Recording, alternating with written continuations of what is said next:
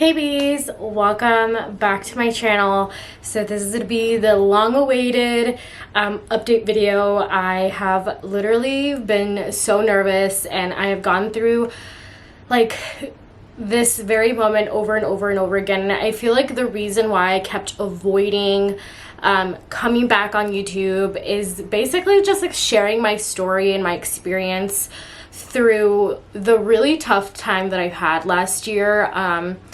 I think the last time I posted was like back in December. I don't even know how long it's been, but like an update, a vlog, stuff like that. I know I posted one like 9 days ago or 10 days ago or however long it's been, but it was just like a regular vlog. It wasn't anything like updating you guys, so it wasn't really scary. But to sit down and be here with you guys today is like, it's crazy because I can't believe I left YouTube for this long. I had so many different goals for myself on YouTube, and it's not like I can't accomplish them, but now it's like I have to bring you guys back in through this like whole new journey. And let me just say 2022 was like a pain in the fucking ass, and I'm so glad that she's done, she's over with, she's in the past 6 months later, and we are here.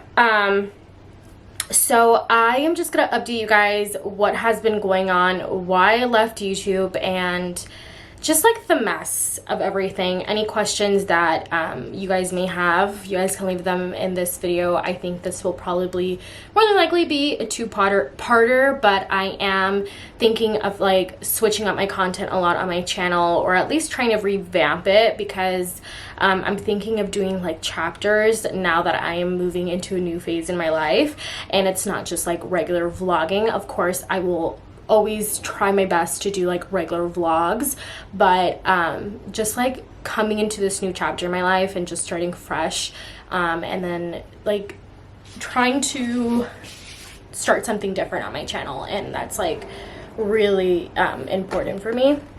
It's really important for me, so let's just get right into it.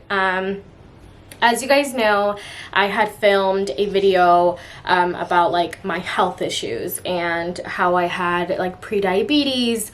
I lost a lot of weight. I lost like 30 something pounds, and I felt the happiest and the healthiest I was in a very long time.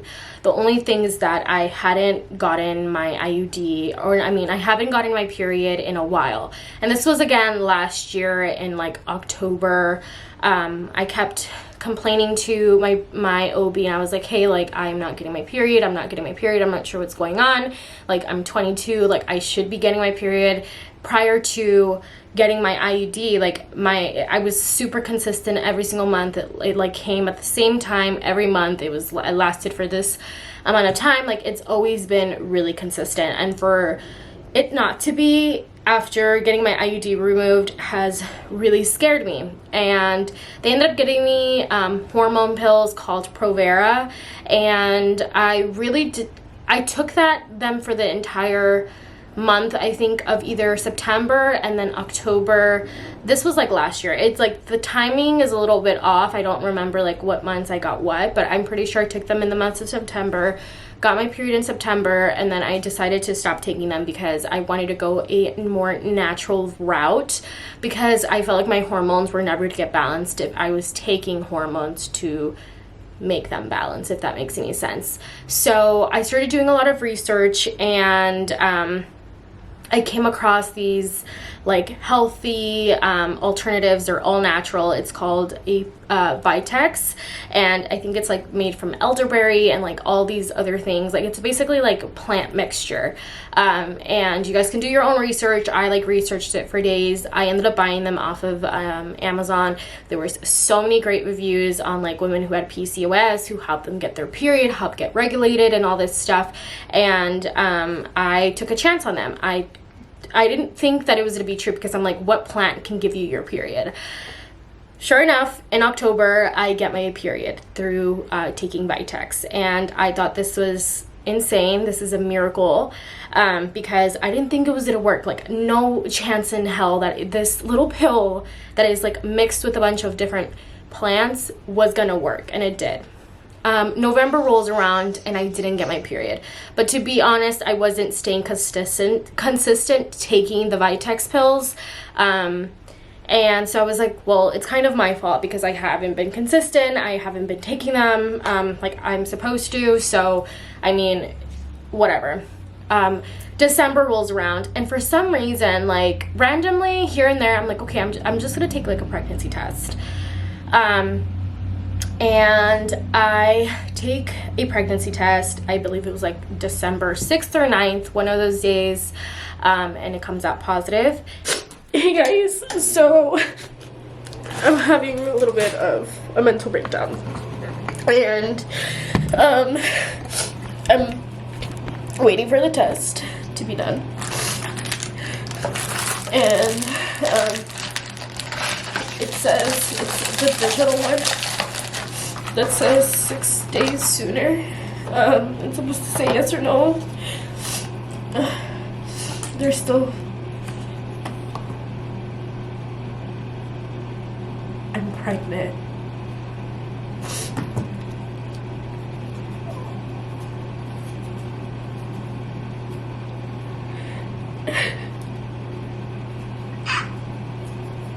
I'm pregnant. What the fuck did it? All of them say yeah. So I was really excited and happy because I didn't even know, for the longest time I didn't think I was able to get pregnant, and let alone get my period and again get pregnant. So I was really excited. The first person that I FaceTimed was my sister because Chris was at work and he wasn't here, and I wish that situation was a little bit different, but at the same time I'm like, everything happens for a reason. And I ended up telling Chris, I ended up going to the clinic, and when I went to the clinic they confirmed like that I was pregnant, and that they gave me like a paper certificate stating when my due date was and all this stuff, because I tracked everything on my Flow app. So sure enough, I get pregnant, and once I found out that I was pregnant, I was happy, but throughout the entire pregnancy, I felt like it was never gonna go to full term. I had so much anxiety about it. I thought that something was wrong at all times. I think throughout the pregnancy I went to the hospital twice, and then the third time is when I was experiencing spotting, and I don't know, I just felt like something was completely off. I ended up going out to eat to Olive Garden with one of my friends, and then we went to Cold Stone, and then I ended up deciding to go to the hospital because the bleeding was not stopping. I get to the hospital. I was there for hours. I was in so much pain. They did an ultrasound. It's gonna get pretty graphic, by the way, guys. So if you guys are not used to like hearing about lots of blood and like very triggering moments, like losing a pregnancy, like do not watch this part. But it's just something that I want to talk about because it's something that I experienced. So sure enough, they did an ultrasound and an intravaginal ultrasound, and they couldn't find the baby's heartbeat. Mind you, I went to the hospital 2 times prior, and they were able to find the baby. They were able to show me, they showed me the heartbeat, and they even printed out like a little picture. And I showed it to Chris. Like, it was such a special moment between us, and that's something that we'll always cherish with each other, is that beautiful experience that we had. And this time around, Chris was obviously with me at the hospital. I already knew what was going on. I knew that I was miscarrying, and I think mentally my body was trying to tell me like, hey, this is like, because I already felt like it wasn't gonna go to full term. Like, I didn't imagine like the pregnancy going any farther. And like I said, any time that I would think about the pregnancy, like I would get so anxious, I would get so nervous, because I'm like, it's not gonna go full term. Sure enough, soon after, they do the ultrasound. They're like, we know this may be happening, but we don't know. I end up going to the restroom right before we leave the hospital. Like, they didn't even tell me like what was going on. I go to the restroom, and there was so much blood coming out. I've never seen that much blood in my life. It was literally the scariest thing. The drive home, my cramps were so freaking bad. Like, things that I've never felt in my entire life. Like, these cramps were absolutely horrendous. Like, I don't think anyone will know what like miscarrying cramps feel like unless you went through them. And I couldn't even sit down. I was like lunging over. And then we get to my house. As soon as I get out of the car, I felt something come out, and I didn't run to the restroom. And for some reason, like, I felt very calm. And I think the reason why I felt calm in like the chaos was because I felt like mentally I was already preparing myself throughout the entire pregnancy. So I miscarried, I think, January 6th. So I was pregnant for about a month, and then I miscarried, or January 9th, one of the 2 days. But I was pregnant for about an entire month.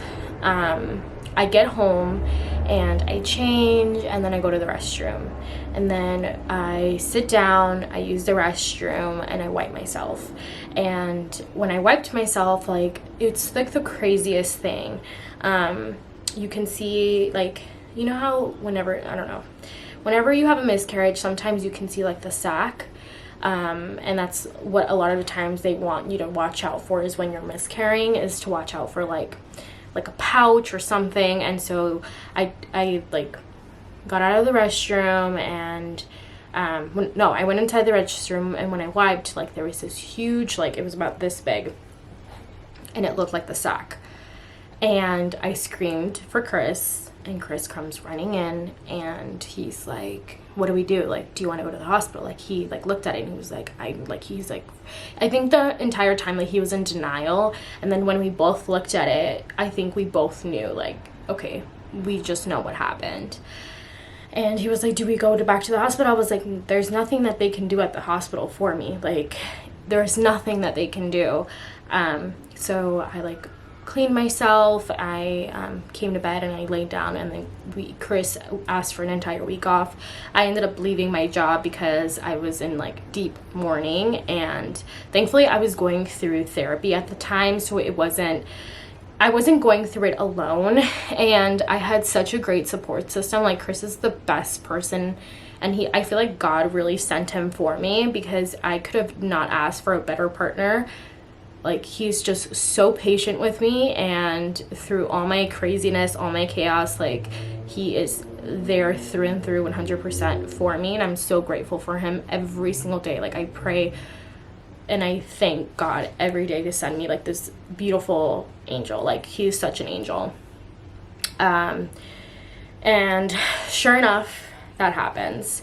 Then after I was like mourning, I was like, okay, I need to get my life back together. I mourned that entire month. And then towards the end of January, I was talking to my therapist, and I was like, I really need to get my life on track. Like, I can't stay at home all the time. Like, Chris, at this point, he had already gone back to work, because like we have bills to pay.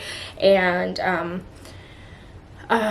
so I end up starting to apply to a bunch of different jobs. I apply, and like nobody was hiring. Nobody good was hiring. And my biggest goal was to get into a clinic job, but it wasn't working. Like, nothing was working.